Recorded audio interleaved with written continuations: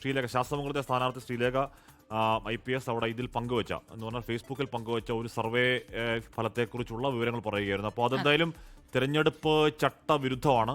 തിരഞ്ഞെടുപ്പ് വിരുദ്ധ നടപടിയുമായിട്ടാണ് കോർപ്പറേഷനിൽ NDA സ്ഥാനാർത്ഥി ശ്രീലേഖ തിരഞ്ഞെടുപ്പ് സർവേ ഫലം ഫേസ്ബുക്കിൽ പോസ്റ്റ് ചെയ്തു. ഷെഫീദ് റാവുത്തർ, ഷെഫീദ്, ഒന്നാമത് ചട്ടലംഘനമാണ്. മാത്രമല്ല ഈ C4 പ്രീ സർവേ എന്താ ഞാൻ നോക്കുമായിരുന്നു. ഇപ്പോൾ സി വോട്ടർ എന്നുള്ളൊരു തെറ്റിദ്ധരിപ്പിക്കൽ ഉണ്ടാക്കാനാണോ C4 എന്ന് പറയുന്നത് അറിയില്ല. അത് കേട്ടിട്ടുള്ളൊരു സംഭവം അല്ല C4.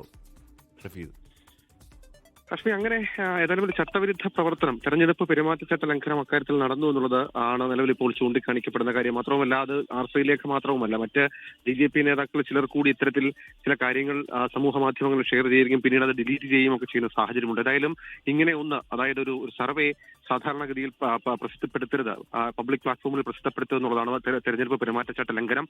അത് ലംഘിച്ചു എന്നുള്ളതാണ് ഏറ്റവും പ്രധാനപ്പെട്ട കാര്യം. ഹഷ്മി, ഷഫീദ് റാവുത്തറാണ് വിവരങ്ങൾ നൽകിക്കൊണ്ടിരിക്കുന്നത്. അപ്പോൾ നേരത്തെ മന്ത്രിയും അക്കാര്യം തന്നെ പറയുകയുണ്ടായി. പിന്നെ ലോകത്തെവിടെയായാലും ഏത് സമയത്തും 24 വാർത്തകളും ഓഗ്മെന്റഡ് റിയാലിറ്റി പാക്കേജുകളും എക്സ്പ്ലെയിനറുകളും വിശദമായി കാണാൻ ഞങ്ങളുടെ YouTube ചാനൽ നിങ്ങൾക്ക് സബ്സ്ക്രൈബ് ചെയ്യാം.